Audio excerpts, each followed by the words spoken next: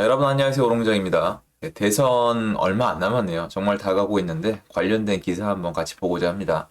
시청하시기 전에 구독하기, 좋아요, 멤버십 부탁드리고요. 제 정기 강의 접수 기간입니다. 그리고 제 새로운 책 아래 링크에서 확인 가능하세요. 서울 아파트 거래 3월 대선까지 개점 휴업. 대선을 앞두고 많은 분들이 이제 관망세라는 얘기인데 이게 제가 여기다 뭐라고 반박을 못 하겠는 게 거래량이 너무 없거든요. 전 여러 번 설명을 드렸는데 지금 거래량은 비정상이에요. 절대로 정상적인 시장에서 나올 수가 없는 거래량이고 아주 기본적인 수요조차도 소화를 전혀 안 하고 있는 말 그대로 본인의 역할을 제대로 하지 못하고 있는 시장이라고 평가하시면 됩니다. 제가 말씀드렸지만 고1 때 놀면 고2 때 더 해야 되고 고2 때 놀면 고3 때 더 해야 돼요. 그런데 이건 또 부동산 문제이기 때문에 필수거든요. 이거는 나중에 시장의 부작용으로 다가올 수밖에 없습니다. 미리 알아두시는 게 좋을 거라는 생각이 들고요. 지금 이렇게 거래가 계속 안 되는 상황에서 당연히 부동산에서는 개점 휴업이란 얘기가 나올 수밖에 없는 게 거래가 없으니까 당연히 수익도 없겠죠. 자, 이제 대선이 다가옵니다. 대선이 얼마 남지 않았는데 많은 분들이 대선과 부동산에 대해서 많이 궁금해들 하세요. 그런데 여러분 잘 생각을 해보시면은 이 간단한 문제인 게 대선이 다가오는데 부동산 사장님들이 왜 개점 휴업이겠어요? 그쵸? 대선이 끝나보고 지켜보겠다는 거잖아요. 대선이 끝난 다음에 오를지 내릴지 지켜보겠다는 분들이 많기 때문에 거래가 안 되는 거고, 거래를 꼭 해야 되는 분들도 지금 중도금이나 중도금뿐만 아니라 잔금이나 전세자금이나 전부 다 대출이 제대로 안 되기 때문에 움직일 수가 없는 거고, 그렇게 못 움직이게 만들어 놓은 거잖아요. 그럼 여기서 몇 가지 우리가 캐치할 수 있는 게 있어요.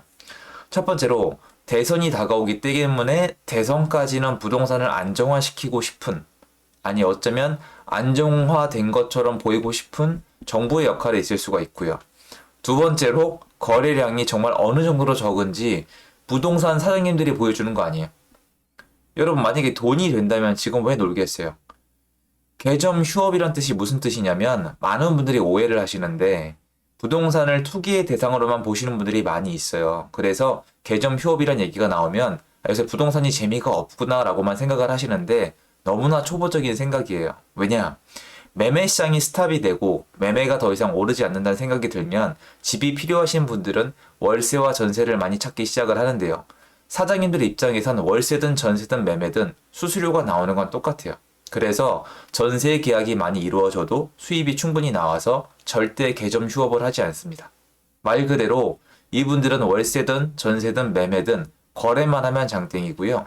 그리고 가격이 올라가든 내려가든 결국 중요한 건 거래의 개수입니다. 또한 가격이 급등하거나 급락하면 엄청난 괴롭힘을 받게 돼 있거든요. 너 때문에 팔았다, 너 때문에 샀다 이런 얘기가 나와요. 중개사님들 편을 들고자 함이 아니라 현장 얘기를 그대로 해드리는 겁니다. 무슨 말일까요? 맞습니다. 월세 계약도 전세 계약도 매매 계약도 숫자가 전체적으로 엄청나게 줄어들었다는 거죠. 이분들께 가서 여쭤보면은 월세 계약이 늘어나고 있다는 거죠. 왜? 전세자금 대출 금리가 4%를 넘었기 때문에 월세에 비해서 더 이상 별 이득이 없다는 거죠. 그리고 매매는 전부 다 죄다 미루고 있는데 매매인도 재고 매수인도 재고 매수인은 쟀다가 대출이 안 나오고 매도인은 물건을 내놨다가 도저히 안 되니까 안 팔거나 아니면 끝까지 남아있는 매물은 급매로 남아있고 왔다 갔다 한다는 거예요. 그 와중에 가끔 어떤 거래는 이분들은 모른다고 합니다. 중개사님들은. 이게 어디서 어떻게 거래가 됐는지. 다시 얘기해서 시장 자체가 거래량이 전세, 월세, 매매를 다 합쳐서 정상적인 시장의 범주를 벗어났다는 거죠.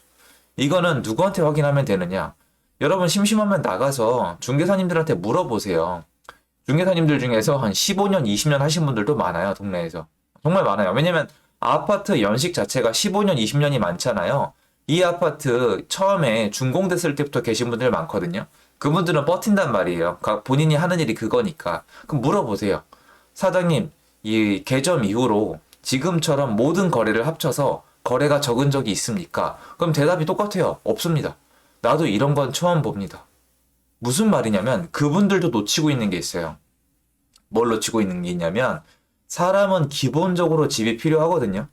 근데 이거를 부정하려 하시는 분들은 아예 부동산에 대한 개념이 없는 거예요.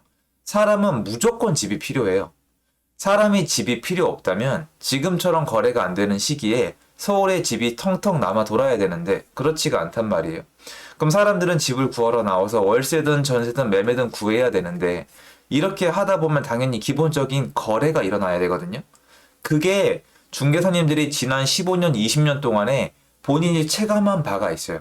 거래가 있다, 없다. 근데 지금 가서 물어보면 거의 20년 가까이 하시는 중개사님도 내가 이런 걸 본 적이 없다는 얘기를 합니다. 무슨 말이냐? 시장은 완전히 비정상이라는 뜻이죠.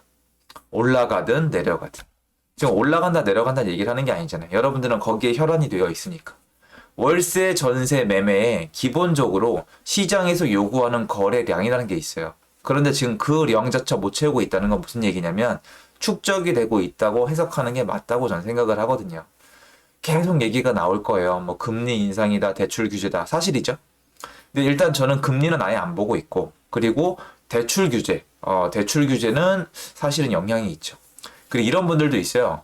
정말 많거든요. 여러분 생각 이상으로 금리와 지금 부동산이 상관없다고 하는 거를 보니까 네 얘기는 들을 가치가 없다라고 말씀을 하시는데 저도 거꾸로 한 말씀 드리겠습니다.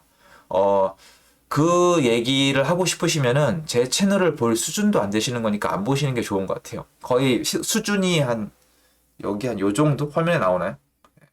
영원히 아마 그 실력으로 사셔야 될 거예요. 정말 실력이 없으신 거예요. 금리랑 부동산 가격이 직접적으로 연관이 된 적이 한국 부동산 역사에 한 번도 없다니까요. 그러니까 없던 이론도 만들어내고 싶은 분이 계신 것 같은데 굉장히 유감스럽습니다. 상관없어요. 금리가 올라가면 한국 경제에 영향을 미치겠죠. 그리고 예전에 기준금리 5%가 넘었었어요. 지금 올랐다고 해봤자 별로 안 됩니다. 그리고 많은 분들이 정말 오해하시는 게 지금 정부가 담보대출을 얼마나 건전하게 운영하고 있냐면은 OECD 국가 중에서 건전성 1위일걸요. 제가 통계를 내는 사람은 아니지만 아마 OECD 국가 중에서 LTV랑 DSR 관리 지금 1위일 거예요. 부실해질 수가 없어요. 금리 이 정도 올린다고 흔들릴 수가 없어요. 여러분 주변에 지금 담보대출 못 갚는 분 계세요? 없거든요. 그러니까 금리 인상 얘기는 그만하는 게 맞고요. 대출 중지에 따른 거래 감소, 거래를 못하고 있는 상황이 지금 훨씬 더 커요. 무슨 말이냐? 금리를 신경 쓸 게 아니라 혹시 대출이 풀리거나 대출 규제에 적응한 사람들이 시장에 나왔을 때 시장이 어떻게 움직일지를 보셔야 되고 제일 중요한 거 수요와 공급을 보셔야 되는데 공급이 부족하다는 건 뭐 모든 사람이 인정하고 있는 거고 사실은 정부도 인정한 바가 있고 그리고 수요 면에서 좀 눌려 있다는 게 문제가 되겠죠. 그래서 저는 제가 봤을 땐 시장이 갈 방향이 상당히 뚜렷하다고 보고 있는데 많은 분들이 좀 다른 쪽으로 많이 보시는 것 같아요. 근데 저는 이런 얘기 때문에 어떤 책을 내고 강의를 만든 바가 있는데 이게 여러분이 그냥 한번 물어보세요. 부동산이란 어떤 그 사업을 하시는 분들이 거기서 놀고 먹는 게 아니잖아요. 저는 개인적으로 거래 사고가 터지는 걸 본 사람 입장에서 중개사님들이 꼭 필요하겠구나라고 얘기를 하거든요. 그러니까 사람들이 얘기를 해요. 공인중개사가 거래 사고가 터져도 책임을 안 진다. 물론 책임을 안 진다는 느낌이 많이 들어요. 많이 면책을 하시죠. 맞는데 그럼 개인끼리 거래하다가 사고가 터지면 방법이 있으세요? 개인 대 개인으로 부동산 거래를 하다가 사고가 터지면 이거는 정말 답이 아예 없거든요. 그래서 필요해요. 필요하니까 존재하는 거고 그 자리에서 오랫동안 생계를 해결하신 분들이잖아요. 그분들이 지금 계정 휴업 상태란 뜻은 뭐냐면 거래가 적다는 건데 얼마나 적은 건지 확인하고 싶으시면은 서울 몇 군데 좀 샘플을 찍어서 한번 연락을 해보세요. 요새 거래가 얼마나 없냐. 근데 중요한 건 뭐예요? 월세, 전세, 매매 세 가지 다 거래량이 얼마나 적냐고 물어보셔야겠죠. 그러면 대답이 나올 거예요. 내가 정말 살다 이런 건 처음 본다고. 그리고 대출 중지를 이렇게 시키는 건 처음 본다고 얘기를 들으실 거예요. 그래서 거래가 너무 없으니까 데이터를 통해서 지금 상승 하락을 보기 어려울 정도의 시점이 와 있거든요. 상승을 논하시는 분들도 지금 이론이 있을 거고 하락을 논하시는 분들도 지금 이론이 있을 건데 지금 데이터만 보고 뭐라고 얘기하면은 반박할 수 있는 게 양쪽 다 있어요. 그러니까 얘기하기 참 어려운 것 같고 제가 하고 싶은 얘기 늘 이거예요. 저는 확인을 다 해봤잖아요. 이 정도 거래량이 안 나올 정도고 이 정도로 거래가 없으면은 시장이 일단 최소한 KB 시계열에 파란불이 쫙 다 떠야 100% 지극히 정상이에요. 근데 파란불이 안 떠요. 저도 어이가 없거든요. 도대체 시장을 얼마나 망가뜨려 놨으면 이런 모습이 나왔는지 모르겠는데 여러분 자신을 위해서 대선 이후에 시장을 준비하기 위해서 부동산 사장님들한테 한번 연락을 해보세요. 지금 거래가 얼마나 없는지, 그리고 사장님들이 생각하시기에 지금 이 정도 거래량이 기본적인 여태까지 한국 시장에서 사람들이 돌았던 기본적인 시장과 유사한지 한번 물어보세요. 대답은 정해져 있을 겁니다. 그래서 여러분들이 자꾸 데이터나 어떤 사람들의 말만 듣지 말고 현장의 목소리를 듣기 위해서 나가서 한번 물어보시고 거래량 동향을 체크해 보시면 도움이 될 거라고 저는 생각을 합니다. 제 영상은 여기까지고요. 좋은 하루 되세요. 감사합니다.